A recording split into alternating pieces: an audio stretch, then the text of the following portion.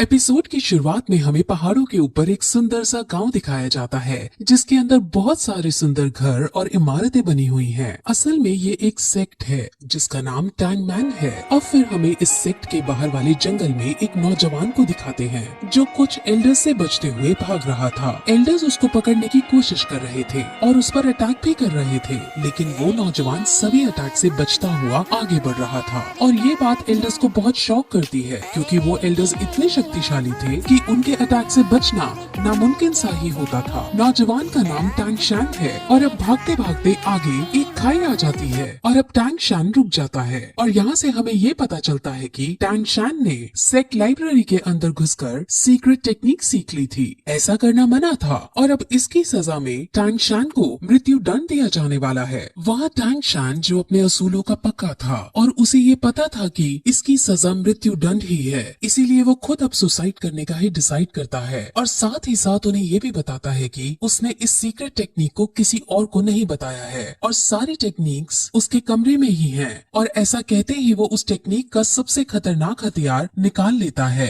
और सेक्ट के लीडर को समर्पित करता है, जिसके बाद वो अपने सारे कपड़े उतारता है क्योंकि वो टैंग सेक्ट से लिया हुआ सब कुछ वापस लौटा देना चाहता था और फिर खुद खाई से नीचे कूद जाता है। तभी सेक्ट लीडर उसे मरने से बचाने की भी कोशिश करता है, लेकिन टैंग शैन अपने इरादे का पक्का था और वो खाई में गिरकर अपने आप को मार डालता है। उसके मरते ही उसकी आत्मा अलग अलग दुनियाओं को क्रॉस करते हुए पैरेलल यूनिवर्स में चली जाती है और वहाँ वो एक नवजात शिशु के रूप में जन्म लेता है और उसका नाम भी वहाँ टैंग शैन ही रखा जाता है। उसे अब अपने पहले जन्म की सारी बातें और सारी टेक्निक्स याद होती हैं, जिस वजह से वो बचपन से ही उन टेक्निक्स को पहाड़ के ऊपर जाकर प्रैक्टिस करता है। इस दुनिया के अंदर डोलो कॉन्टिनेंट है। इस दुनिया के अंदर हर कोई 6 साल की उम्र में अपनी एक स्पेशल एबिलिटी एक्टिवेट करता है। इस एबिलिटी का नाम स्पिरिट सोल है और स्पिरिट सोल को हासिल करने के बाद लोगों के पास अलग अलग तरह की एबिलिटीज आ जाती हैं। एक दिन जब वो पहाड़ से टेक्निक करते हुए वापस आ रहा होता है तो उसे पता चलता है कि इसी साल नए बच्चों की एबिलिटी जगाने के लिए एक स्पिरिट मास्टर उनके गांव में आ रहे हैं। इस स्पिरिट मास्टर का नाम सू यू ताओ है और ये रैंक 26 का स्पिरिट ग्रैंड मास्टर है।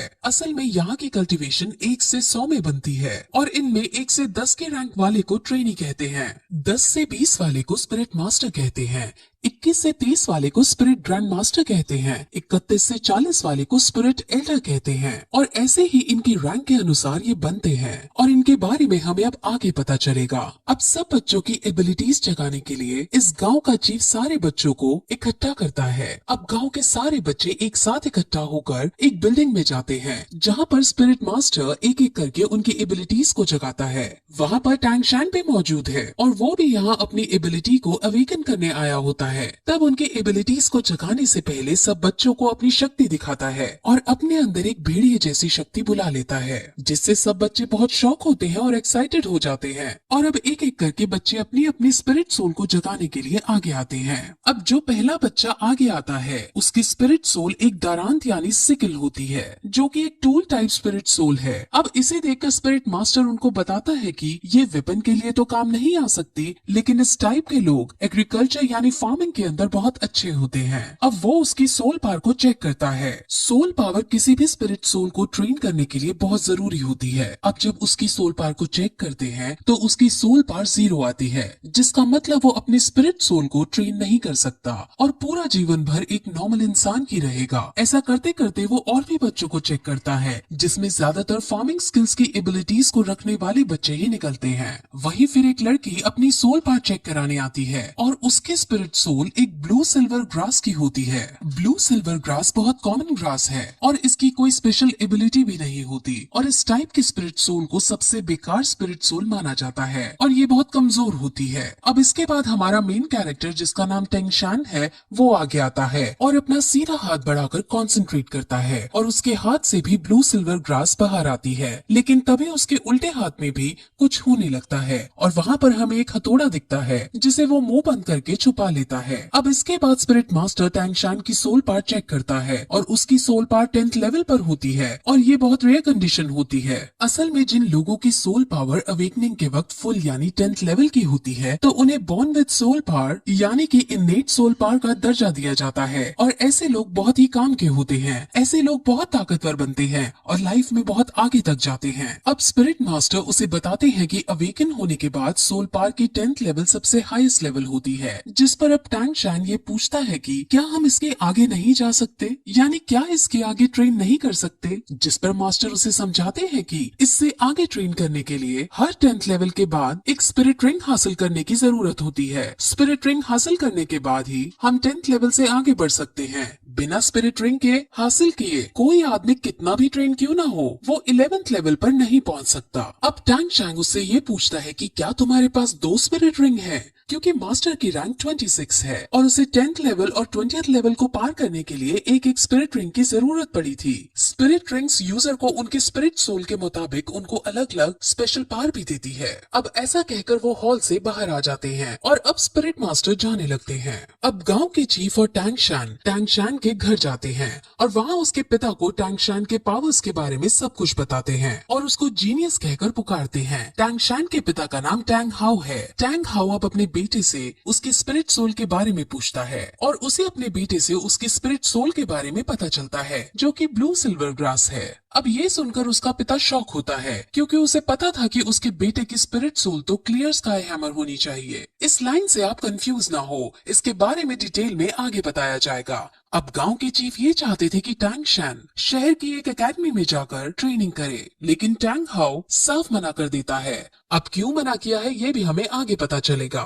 गांव का चीफ बहुत शौक होता है और उससे लड़ता भी है क्योंकि इतने बड़े टैलेंट को घर में रखना सही नहीं है। इसको बाहर जाकर बेस्ट ट्रेनिंग हासिल होनी चाहिए। अब चीफ के बार बार समझाने पर भी टैंग हाउ नहीं मानता और चीफ अब वहाँ से चला जाता है।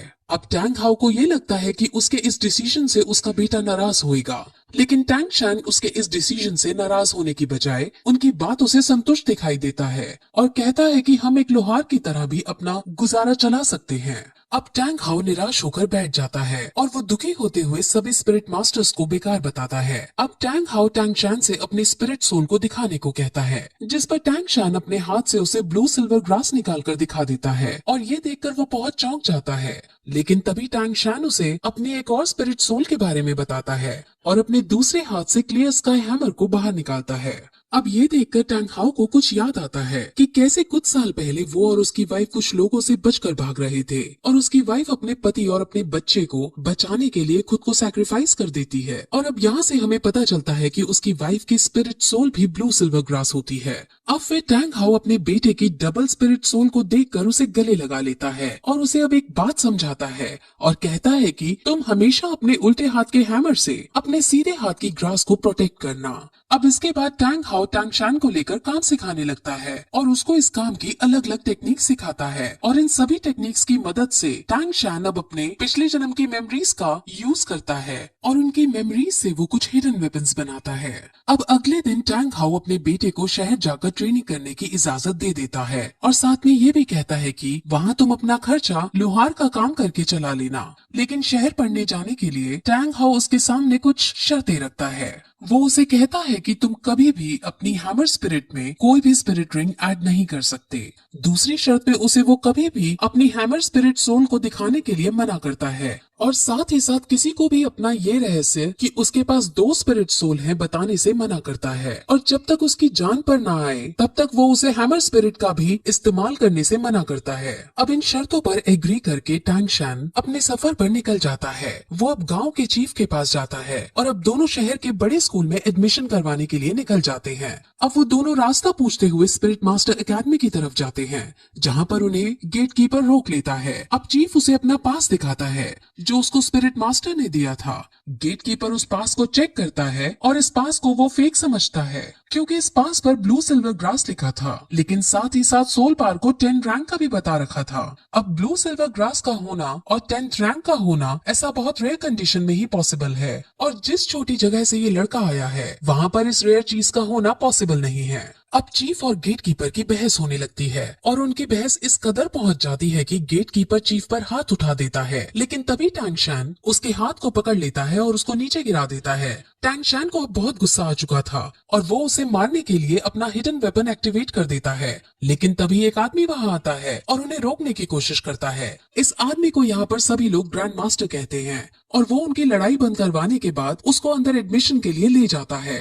अब रास्ते में टैंग शैन और ग्रैंड मास्टर कई तरह की बातें करते हैं, जिसमें ग्रैंड मास्टर अपनी आइडेंटिटी बताते हुए कहते हैं कि वो यहाँ का ग्रैंड मास्टर है और अगर टैंग शैन ग्रैंड मास्टर से कुछ सीखना चाहता है तो वो उसको टीचर बुला सकता है। अब वो और भी बातें करते हैं और क्योंकि ग्रैंड मास्टर ने उसका एडमिशन पास देखा होता है तो वो उससे कहता है कि तुम बहुत इंटेलिजेंट हो और उसे ये भी बताता है कि पिछले 100 सालों के अंदर तुम तीसरे आदमी हो जिसके पास 2 स्पिरिट सोल हैं। ये सुनकर टैंग शैन चौंक जाता है और अपने हिडन वेपन को फिर से एक्टिवेट करने के लिए रेडी हो जाता है। दरअसल वो ऐसा इसलिए करता है क्योंकि उसके पिता ने उसे कहा होता है कि उसके 2 स्पिरिट सोल के बारे में किसी को नहीं पता चलना चाहिए और अब वो अपने इस खतरे को हटाने के लिए अपना हिडन वेपन एक्टिवेट करता है। लेकिन तभी ग्रैंड मास्टर उसे अब ये बताता है कि आखिर उसे इन सब के बारे में कैसे पता चला।